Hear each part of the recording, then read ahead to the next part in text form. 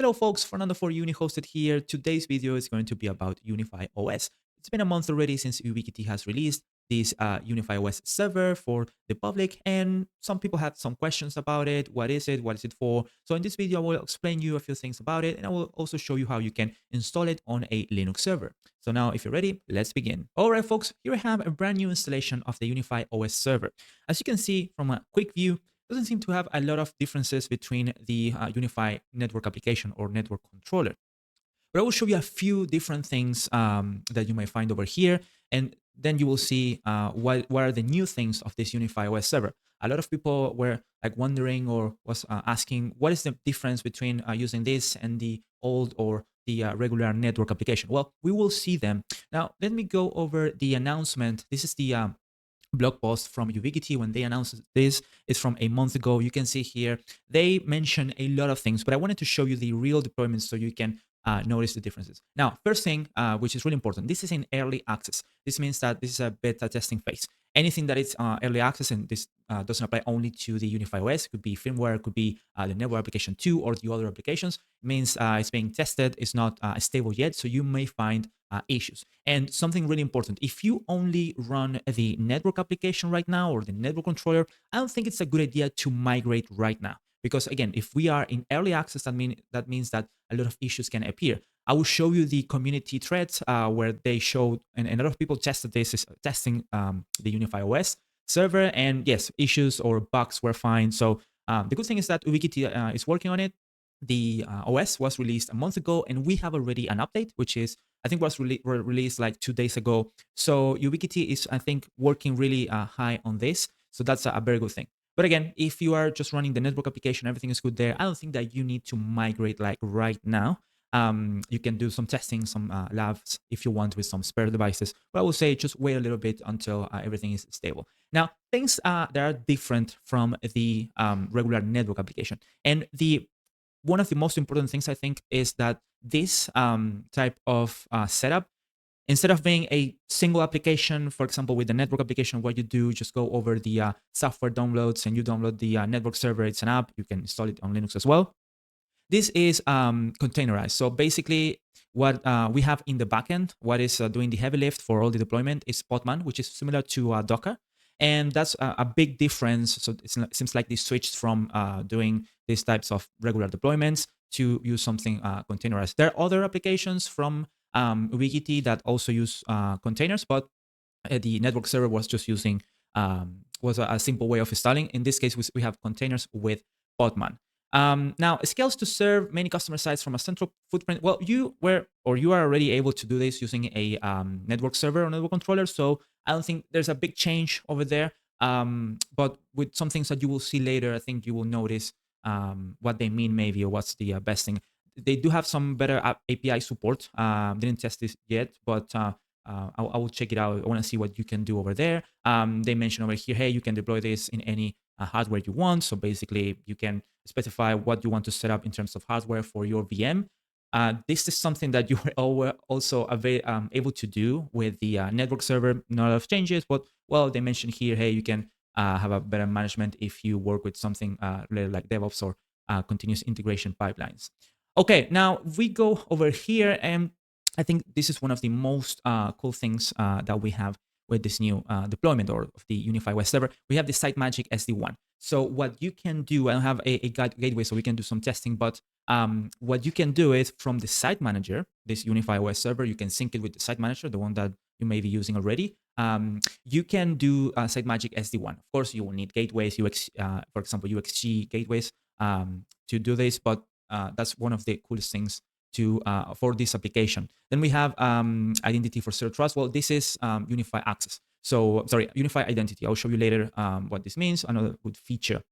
Other details about the UniFi OS server, the site manager that I mentioned before. And let me go back to the server over here. I want to show you, I want to compare this to the regular network application so you can realize where are the big differences. So pretty much you can see, we see the network application over here, and all the dashboards and all the menus that we have on the GUI are almost the same. I have a local controller over here. You can see that they're pretty similar, doesn't change too much. Now, let's go with, I think, the big difference. You can see here it says UOS server. This is the name of the server that I installed.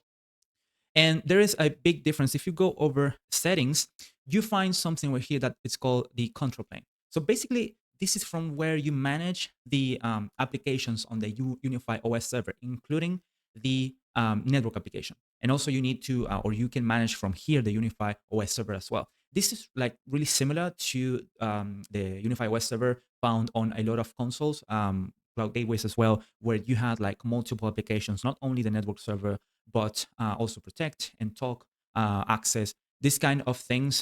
These are pretty similar. Right now, this server doesn't have any of the other applications, but Ubiquiti mentioned that it's possible they're working on this. So the good thing is that probably in the future, we will see not only the network application, but also the other apps. A lot of people in the forums, in the community threads were mentioning, hey, we would really love to have something like the product app or maybe the talk app. So I think Ubiquiti is working on this, and at some point it will be available to use over here.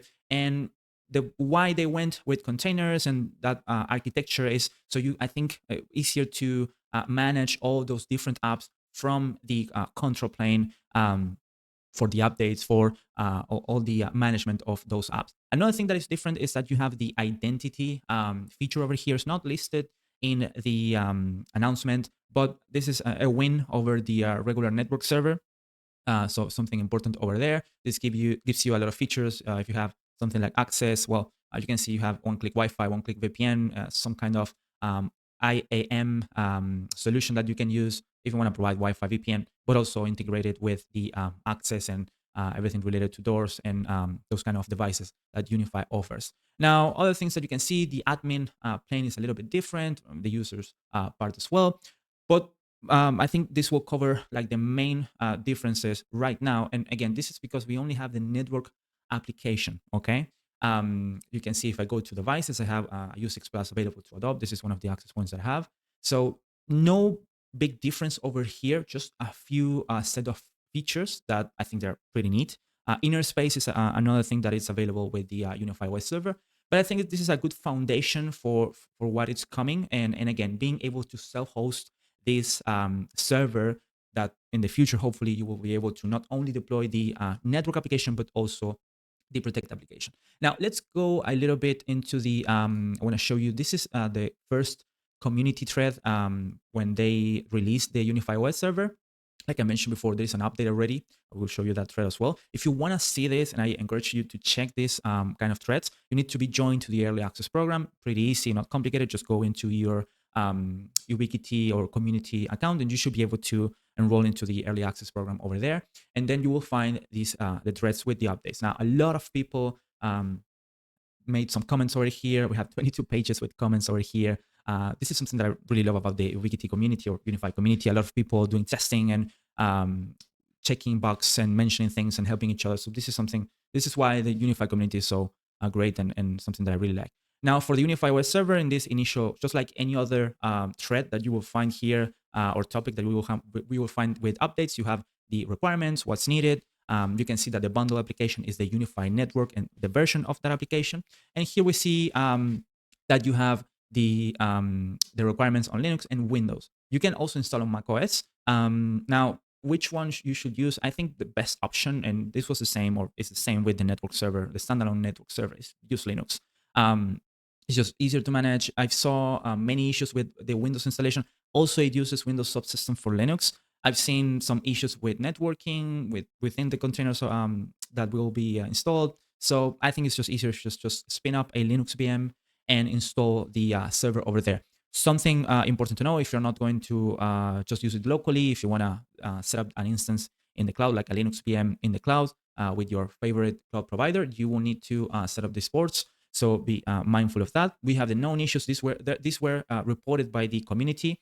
So again, a great thing that we have people over there testing and helping Ubiquiti basically as well to work on the issues. Again, I encourage you to check this thread. You will find a lot of information over here, discussion, things that people want. And now let me go over here. This is the newest version, the one that was upgraded. I think it was just 4 days ago. And a lot of people were testing it. We can see improvements over here. This was like really fast, just 1 month since they released or deployed the UniFi OS server, we already have an application over here with improvements, bug fixes, and known issues. Okay.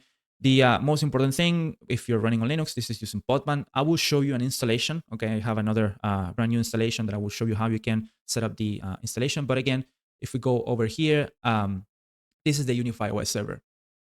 I don't see like a big difference right now, but in the future we'll have a lot of things for sure, or hopefully we'll be able to use a lot of things over here. And being able to self-host this is just amazing. Okay, now let's jump into the demo for the installation of the UniFi OS server in Linux.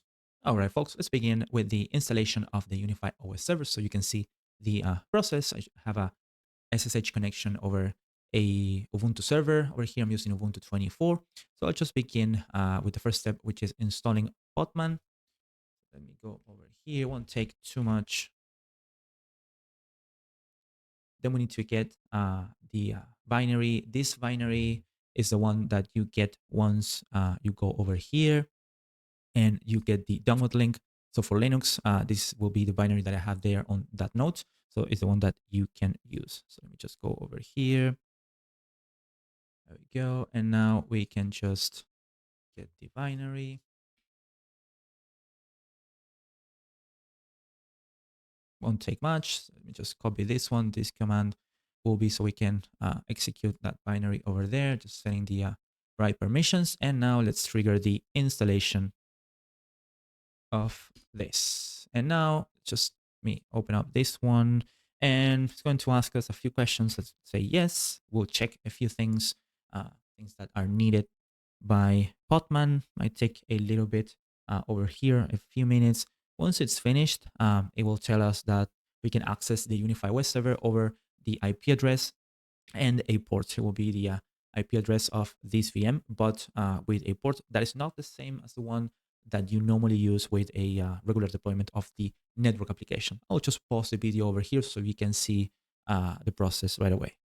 So the installation just finished and we have a few things over here. First of all, if you want to manage this server, you can run this over here, which will show you and list all the commands available with the UniFi OS server. You have start, stop, status, all the regular ones to basically manage these containers, but you also have the purge option. This is the one to completely uninstall, just like you see over here. If we just want to connect and begin with the installation, this is the IP import that we need to use. I'm just going to copy this and go into my browser. Now you can see this is the regular network server application setup. We have the name over here. We can restore with backup if we want. Let me just go with the regular option. Just name it like this. Now we'll ask you, hey, do you want to create an UI account? If you don't have one, you can sign in out also. And you also have the option to use the local user. The best always is to sign in with your UI account. I already have one, so I'm just going to go with the process of connecting over here. So just give me a second. And now we are good to go to start with the dashboard. This is the same thing that I showed you before. If we go into devices, I have the U6 Plus. We go into the settings, we see the control plane, the identity options as well, and then the admin users that I show you too. We have the alert over here. Hey, you have a device available there to update. So that's it. It's not really different from the network server installation. Seems to be simple and not so complicated. A few different things. Again, this runs with Podman, containers, and Podman, and not just a standalone application like the network server. So there you go. If you want to test it on your lab, again, I don't think that you need to migrate right now. Only do it if you want to do some testing or maybe just do some labs with it to see how it works. All right, folks, I hope you found this video helpful so you can get a little bit more information about what this UniFi OS server is and how it works. I encourage you to test this new deployment on your lab. Don't migrate yet. I don't think it's like really necessary to just move everything if you have a big deployment of the network server. I will say let's wait a little bit until at least the network server in the UniFi OS server is stable and doesn't have any issues. But again, you can do some testing on your lab. Okay, guys, I hope you enjoyed the video and don't forget to hit the like button, subscribe to our channel, and turn on the notifications for the upcoming videos. If you have any questions, any suggestions, or any requests for upcoming videos, just leave them in the comment section. I'll see you in the next Uni hosted video. Bye bye.